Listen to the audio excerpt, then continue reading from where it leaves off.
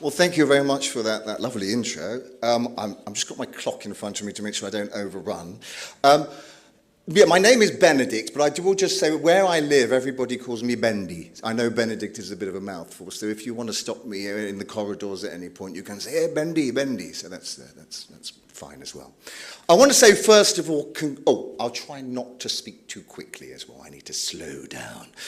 First of all, I want to say congratulations to all of you in taking your first steps in your future careers.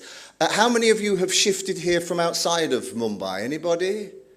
Oh, quite a few of you. Okay, well, Mumbai mein swagata hai. It really is quite a... Having been a foreigner moved to Mumbai, it's quite an experience. Takes some getting used to, but it's a very rewarding place and the vibe here is wonderful. I hate leaving Mumbai now, as stressful as it is for me sometimes. I also want to say, yes, thank you very much, incredibly, for inviting me here. It's enormously humbling to be here today for numerous reasons. First of all, to be amongst these very eminent individuals with, from very impressive resumes and backgrounds and titles. I mean, you can see mine just says actor. That's not terribly impressive. But it's wonderful to be amongst such amazing people within the industry. It's also enormously humbling to believe that anybody wants to listen to anything I have to say. That's always a nice thing to know. And it's also enormously humbling for me to be standing here looking at you, because I see people before me who are going to be taking their first steps towards working in what I believe to be the most influential and potentially the most powerful industry in the world. And that to me is incredibly important. When I was your age, you were about 18, 19, that sort of age? Oh, okay, sorry. When I was a little bit younger than you, I left my village in the countryside in England and I moved to London because I wanted to get away from the countryside. I wanted some action. So I went to university in London and I studied politics. Now, as the introduction said, actually from the youngest age, all I ever remember that I wanted to be was an actor.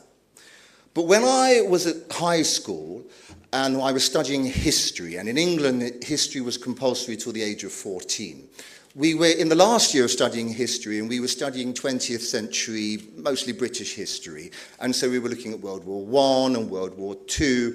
And as part of that, looking at World War II, we studied a section about the Holocaust. Now, I'm aware, obviously, my education is very British-centric and European-centric, but I'm sure you're probably aware of the Holocaust and what happened. And that was the first time that my eyes were opened to the brutal reality of humanity and how cruel that humans can be. Ironically, that year, I was 14 in 1994, and in that year, I remember sitting at home, having my dinner, watching the news and learning about what was happening in Rwanda at the time, where around 800,000 Tutsi people had been massacred, macheted, most of them, by people they thought were their neighbors and people they thought were their friends. And they had been whipped up to do these things, largely or partly because what they had been told on radio stations in Rwanda, that Tutsi people were cockroaches, that they were vermin. Also, at that time of my life, there was also genocide going on in Europe, in former Yugoslavia, where Croat Muslims were being rounded up, put into concentration camps and being killed en masse. And so at that point in my life, I thought, why on earth do I want to be prancing around on a stage like some kind of fool? I want to change the world. That was my mentality at the time when I started reading up about other injustices around the world, like the civil rights movement in the United States, apartheid in South Africa, for instance. And I was convinced that the way for me to change the world was to be involved in politics. So that's why I went to London and studied politics. Now, fast forward, I think partly being in London and being around the bright lights and the theatres and everything, I thought, I kind of miss that, But I was still very interested in politics, and although since leaving university I've never directly worked in politics, I have been a teacher for a while and did teach politics, I gradually veered back into the acting.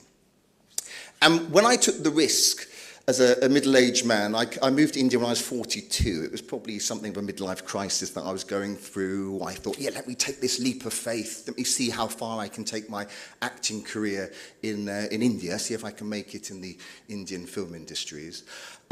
When I came here, I'd come to the realization that actually I'd underestimated, when I wanted to study politics, I'd underestimated the power of acting.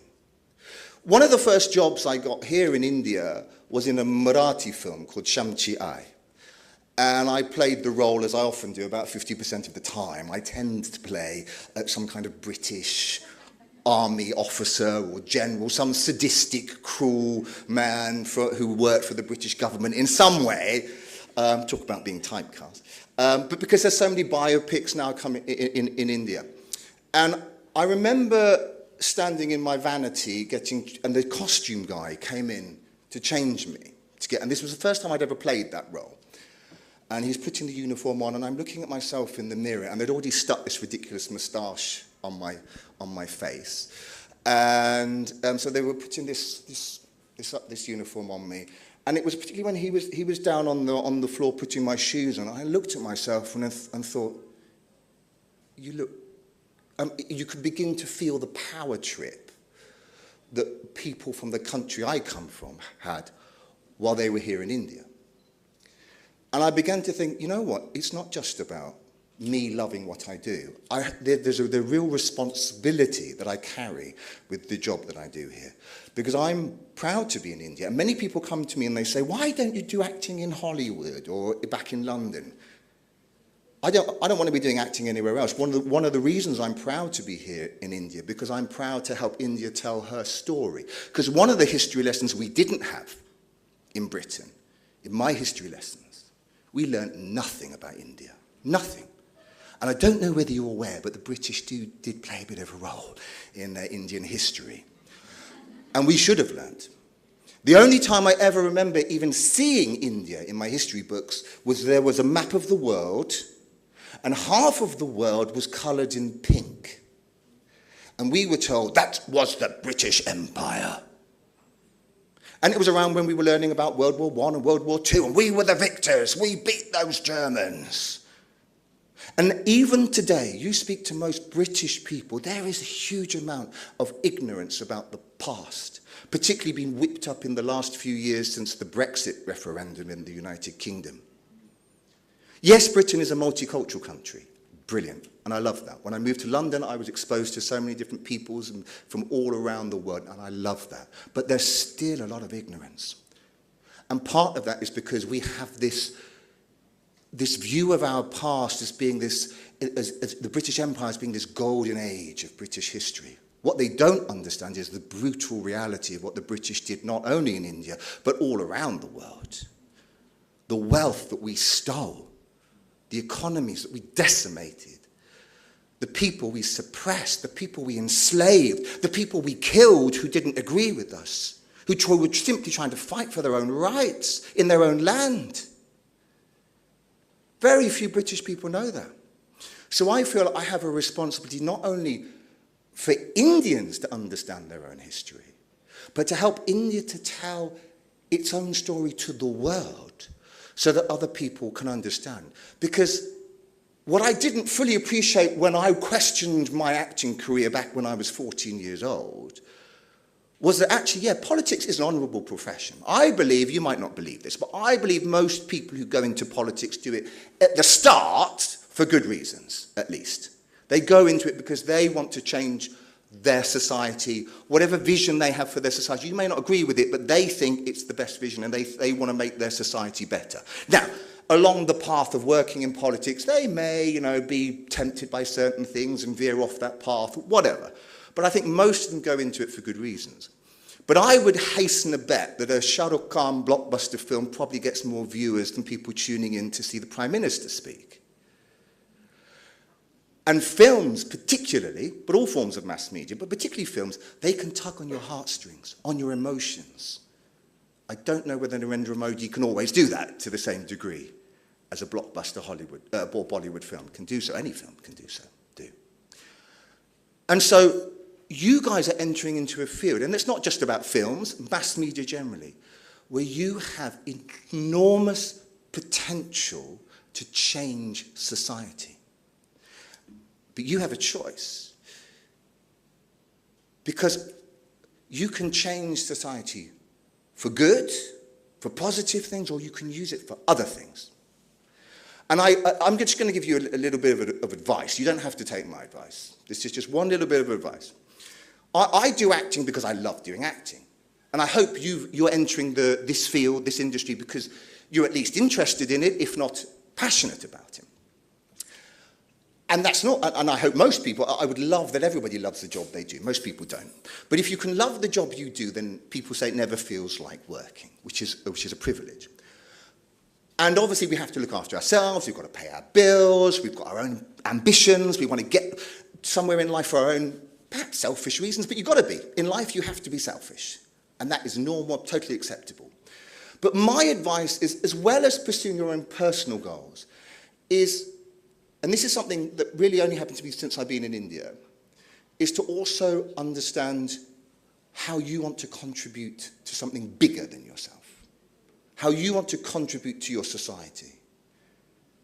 And being in India is an exciting time. You are living in now the most populous country in the world. You are studying in the media, entertainment, financial capital of that country. And India, the Indian economy is growing exponentially. It's having enormous influence around the world. So you are in perhaps one of the most potentially influential positions, studying to work in the most influential industry. So you are going to be real changers, or you have the potential to be real changes in the game. So yeah, my advice is to pursue your goals, but also try and think of something, why you're doing it. What is the reason? What is the change that you want to make? What's the positive impact that you want to have? Now, sometimes, particularly when you're starting out, you may well do things that, veer off that path slightly. I've done adverts for things that I wouldn't necessarily buy myself. I did a film that was enormously controversial because I didn't really know what the film was about, because I'm just a junior actor. I'm not like a big star. I wasn't shown the whole script beforehand. Would I have still done the film if I'd known how controversial it was going to be? I don't know. I'm not against controversy. I think controversy is a good thing sometimes. But I certainly maybe would have questioned it a bit more. So there will be times, particularly at the start of your career, where you'll do things you think, I don't know whether I really necessarily want to do it, but you will. But always keep that vision in your head. Because you have, and over the next few years, next decade, you're going to have enormous potential, enormous power. So use this 1.5 years to really build your expertise, your knowledge, your skills, your contacts, so that you can help build the country and the world that you're going to be proud of for the next generations to come. Thank you.